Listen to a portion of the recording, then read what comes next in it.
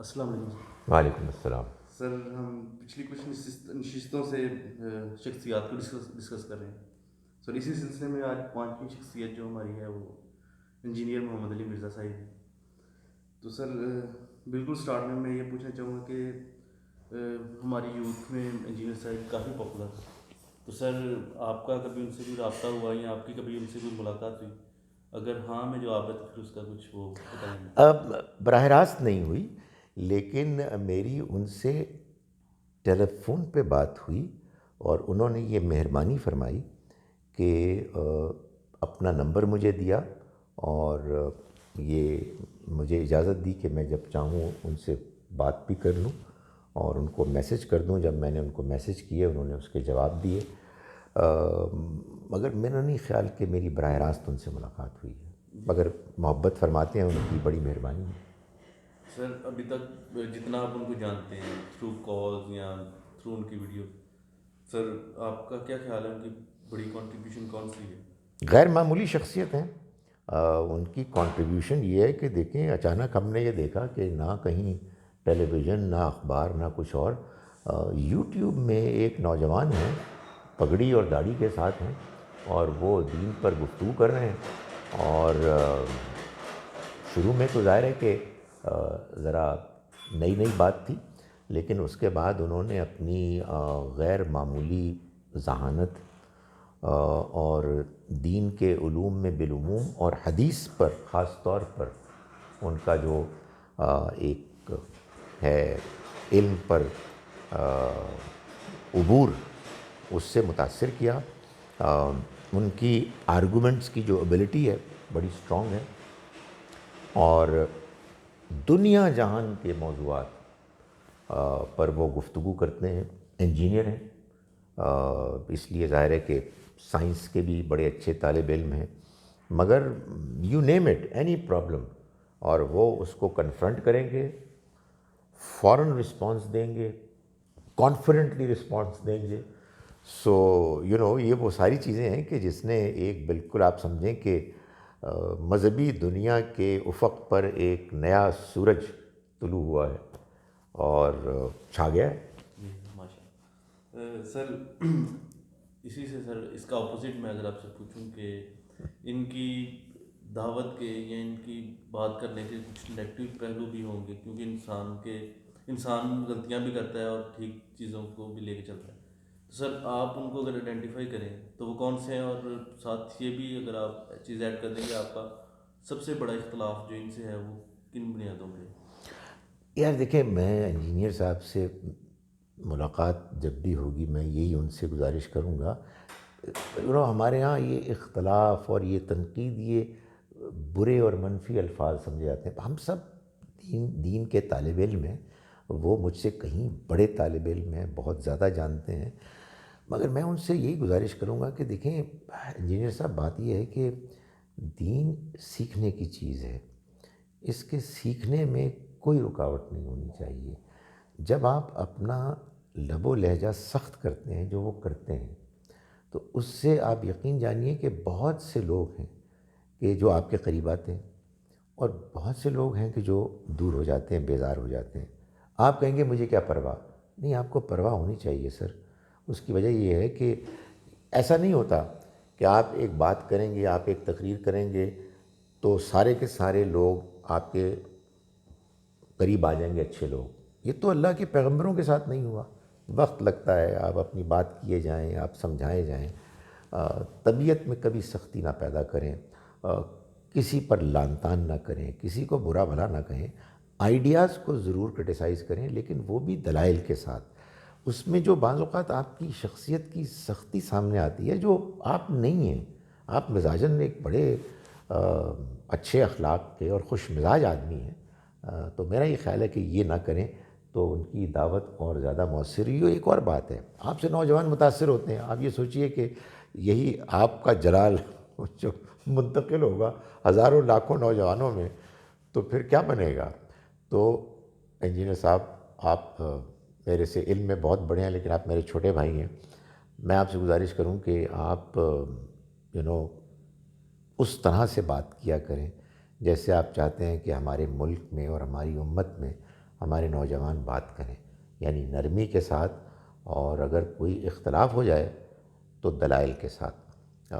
مجھے اگر آپ موقع دیں گے تو میں ایک بات جو میرا اپنا ایک بڑا طے شدہ فلسفہ بن گیا ہے، جتنا بڑا اختلاف ہے اتنی ہی نرم بات ہونی چاہیے، اتنی ہی پولائٹلی آدمی کو سمجھانا چاہیے، اس لیے کہ سختی سے ٹینشن پیدا ہوتی ہے، اور ٹینشن کے بعد بات سمجھ میں نہیں آتی، تعصبات، بعض اوقات نفرتیں پیدا ہو جاتی ہیں، آدمی بعض لوگ ڈر جاتے ہیں میری طرح کے۔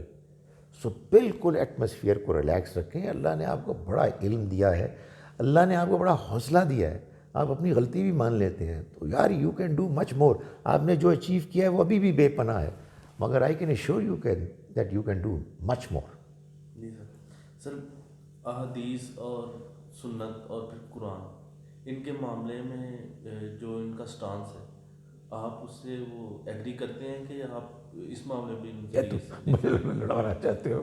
دیکھو بات یہ ہے کہ یہ ہمارا ان کا ایک اختلاف ہے، اور میں اس کے بارے میں کہتا ہوں کہ اس اختلاف کو ہم آرام سے بیٹھ کے ڈسکس کریں۔ ان کے ایک شاگرد ہیں جو مجھے جیلم بلاتے تھے کہ آئیں اور ہم ڈیبیٹ کریں، تو میں ڈیبیٹ کا آدمی نہیں ہوں، انجینئر صاحب نے پہلی بال پہ مجھے LBW کر لیا تو میں تو مارا جاؤں گا، تو میں نے ڈیبیٹ نہیں کرنی۔ مگر یہ بات غور کرنے کی ہے، سمجھنے کی ہے کہ یہ دین تو ہم سب کا ہے نا، ہمیں یہ سمجھنا ہے کہ ہمیں یہ کہاں سے ملا ہے اور ہمیں کس طرح سے ملا ہے۔ تو میں اس پر پوری طرح مطمئن ہوں، اگرچہ کہ ڈسکشن سے ہو سکتا ہے کہ نئی بات کوئی سامنے آئے تو کوئی اور راستہ بھی اختیار کیا جا سکتا ہے، کہ قرآن اللہ کی کتاب ہے، محفوظ کتاب ہے، اسی طرح سے بالکل محفوظ سنت متواترہ ہیں۔ باقی جو کچھ بھی احادیث کا ذخیرہ ہے جس کے کہ آپ ماہر ہیں اور میں آپ کی رسپیکٹ کرتا ہوں، یہ ان دونوں کا فٹ نوٹ ہے۔ حدیث کسی صورت بھی قرآن اور سنت متواترہ کا مقام نہیں بن سکتی، اس مقام پر نہیں پہنچ سکتی، اس لیے کہ یہ انسانوں کا جمع کیا ہوا مواد ہے، اس لیے کہ پہلی 2 صدیوں میں بخاری اور مسلم کتابوں میں یہ کتاب کی حدیثیں اس طرح سے نہیں پھیلی تھیں۔ بہت سے مسلمان ایسے تھے، صحابہ کرام میں ایسے بہت سے تھے کہ جن کو وہ حدیثیں نہیں معلوم تھیں جو آج بخاری و مسلم میں ہیں۔ تو جب آپ یہ دعویٰ کرتے ہیں کہ یہ اصل دین ہے تو اس میں تو بڑے خدشات ہیں کہ ہم پھر یہ کہہ رہے ہیں کہ اصل دین اصل میں پوری امت کو ٹھیک طرح سے پہنچا ہی نہیں، تو یہ تو ایک بہت بڑا مسئلہ ہے۔ جب آپ کہتے ہیں کہ اصل دین قرآن و سنت ہے جو ہمیشہ سے تمام مسلمانوں کے پاس رہا، اور یہ جو احادیث ہیں بڑی نعمت ہیں، ان کو قرآن و سنت کی روشنی میں ہم سمجھیں گے، مسئلہ حل ہو جائے گا۔ تو اگر آپ کوئی کہتے ہیں اختلاف ہے تو بس اتنا اختلاف ہے۔ دوسرا اختلاف یہ بھی ہے کہ جو صحابہ کرام کے معاملے میں انہوں نے فیصلے کرنے شروع کر دیے، میرا خیال ہے کہ یہ ان کو کوئی ضرورت نہیں ہے، یہ نہ ان کی ذمہ داری ہے نہ ان کا اختیار ہے، یہ فیصلہ قیامت کے روز اللہ تعالیٰ کریں گے۔ دنیا میں جو خبریں ہمارے پاس آتی ہیں وہ انسانوں کی آتی ہیں، انسان سچی بات ہے عام معاملات میں بھی کچھ نہ کچھ بھول جاتے ہیں، غلطی کر دیتے ہیں۔ سیاسی معاملات میں، اختلاف کے معاملے میں تو لوگ متعصب ہوتے ہیں۔ آج کے دور میں آپ دیکھ لیں، کسی PTI کے بندے سے بات کریں تو معلوم ہوگا کہ وہ فرشتے ہیں، یہ شیطان ہے، کسی دوسرے سے بات کریں وہ فرشتے ہیں، یہ شیطان ہے۔ تو یہ تو آج بھی ہے، اور سمجھدار لوگ آئی ایم شاک کہ اچانک آپ اچھی باتیں کرتے ہوئے سمجھداری کی سیاست پہ بات کرتے ہیں تو لوگوں کے تیور ہی بدل جاتے ہیں۔ تو یہ اس زمانے میں بھی ایسا ہی تھا، اور اللہ تعالیٰ نے یہ فرمایا کہ وہ ایک امت تھی جو گزر گئی، ان کے کام آئے گا جو انہوں نے کمایا، اور تمہارے کام آئے گا جو تم کماؤ گے، اور تم سے پوچھا بھی نہیں جائے گا کہ جو وہ کیا کرتے۔ تو اس کے جواب میں انجینئر صاحب نے ایک دلیل پیش کی کہ یہ مولانا اسحاق نے فرمایا تھا کہ کسبت سے مراد اچھے اعمال ہیں، کہ ان کے بارے میں نہیں پوچھا جائے گا کہ تم ان کے اچھے اعمال کے بارے میں کیا جانتے ہو یا تمہاری کیا تحقیق ہے، یعنی برے اعمال کے بارے میں پوچھا جائے گا۔ انجینئر صاحب آپ جانتے ہیں کہ یہ کوئی دلیل نہیں ہے، تو بالکل ہی الٹی بات ہے۔ اور بھائی اچھے اعمال کے بارے میں اگر نہیں پوچھا جائے گا تو برے کے بارے میں کیوں پوچھا جائے گا؟ جب علام الغیوب ہستی اللہ تعالیٰ وہ فیصلہ کرے گا، سب کا فیصلہ کر دے گا۔ آپ کیوں اس گروہ میں سے بعض کو نکال کے ان کو غلط ثابت کرنا کی کوشش کر رہے ہیں کہ جس گروہ کے بارے میں اللہ تعالیٰ فرماتے ہیں رضی اللہ عنہم ورضوا عن، آپ کہیں گے نہیں ان میں سے بعض اعلیٰ تھے بعض کمتر تھے، اس کو فیصلہ کرنے دیں اللہ تعالیٰ کو. جی سر. انجینئر صاحب کی اس میں بھی طبیعت میں جلا اور ڈاکٹر اسرار صاحب کی طبیعت میں جلا اور تھوڑی بہت وابستگی بھی رہی ان کی دونوں کی. تو سر وہ کیا خیال ہے آپ کا کہ ڈاکٹر صاحب کی وجہ سے انجینئر صاحب میں جلا رہا ہے؟ یہ ہو سکتا ہے، کیونکہ جب آدمی کسی کو آئیڈیلائز کرتا ہے تو آدمی پھر اس کے سٹائل کو بھی فالو کرتا ہے. اور ان حضرات ان بزرگوں کی یہ انڈرسٹینڈنگ ہے کہ چونکہ مجھے لگتا ہے کہ چونکہ اللہ تعالیٰ قرآن مجید میں ظاہر ہے اس کا جلال سامنے آتا ہے تو اسی جلال کو ہم آگے منتقل کرنا چاہیے. اور میرے خیال میں یہ بات ٹھیک نہیں ہے. میں اس پر مطمئن ہوں کہ جو جلال جس کا مظاہرہ اللہ تعالیٰ نے کیا ہے وہ تو آپ کو معلوم ہے کہ نبی صلی اللہ علیہ وسلم بھی نہیں کرتے تھے. آپ کو تو اللہ تعالیٰ کو باقاعدہ کہنا پڑا کہ آپ اپنی نرمی کو چھوڑیں، یا ایھا النبی جاہد الکفار والمنافقین واغلظ علیہم. لیکن یہ حضور کے ساتھ خاص تھا، اور جو معاملات اختلاف کے سخت اختلافات کے ہیں ان کے لیے ہم ان لوگوں کو جن سے ہمارا اختلاف ہے کہیں گے آپ قرآن پڑھیے، اس میں اللہ تعالیٰ فرما رہے ہیں. جب اللہ تعالیٰ کسی کے اوپر سرزنش کرتے ہیں اور سخت لہجے میں بات کرتے ہیں تو وہ اس کائنات کا مالک خالق بات کر رہا ہے. لیکن انجینئر مرزا صاحب یا ڈاکٹر اسرار صاحب یا کوئی اور جب بات کریں گے تو ایک شخصیت ہے، اس کا نہ وہ امپیکٹ ہوگا اور نہ ہی کوئی اچھا اثر ہوگا. یہ میری درد مندانہ اپیل ہے. سر ایک ان کی ویڈیو میں سننے میں انہوں نے غامدی صاحب کو جاہل اور چند اور لقبات دیے سر. سر میں پوچھنا چاہوں گا جب آپ نے ان کو یہ اس طرح کہتے سنا اپنے استاد کے بارے میں تو آپ کے کیا جذبات تھے؟ I was kind of shocked and disappointed.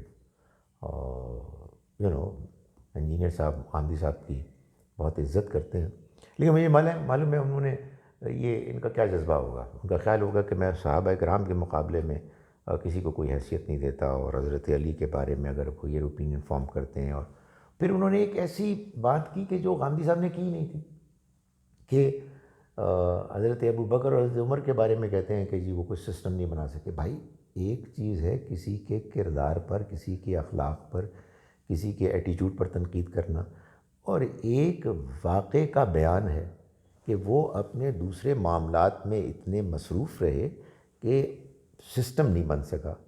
آپ جیسے پڑھے لکھے لوگ جب اس پر اس طرح کا رد عمل ظاہر کریں گے تو پھر ہم کیسے پروسیڈ کریں گے کوئی گفتگو، کوئی آگے پیش رفت کے معاملے میں کہ ہمارے دین کے جو معاملات ہیں وہ سلجھیں الجھنے کی بجائے. تو میرا خیال ہے کہ انجینئر صاحب شدید اختلاف میں پھر اپیل کروں گا آپ کو حد سے زیادہ نرم ہو جانا چاہیے بجائے اس کے کہ آپ سخت ہوں. جی سر. انجینئر صاحب کہتے ہیں کہ میں ہوں مسلم علمی کتابی، تو سر آپ علمی کتابی اس پہ وہ اپنا ریکارڈ کریں گے جو غامدی صاحب کے بارے میں انہوں نے کہا ہے؟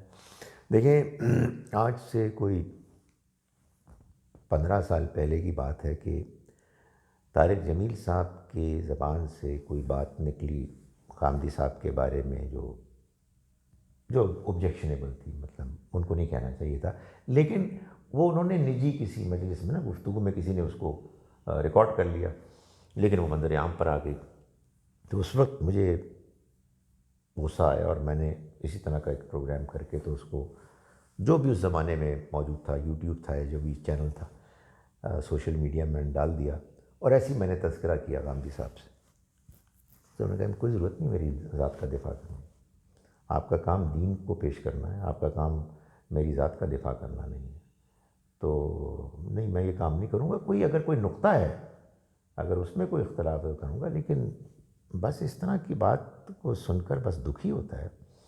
ذاتی طور پر کبھی ملاقات ہو سکتا ہے گلا شکوہ کروں، لیکن یہ اس طرح کے اختلافات اور اس طرح کی باتیں پبلک میں نہیں آنی چاہیے.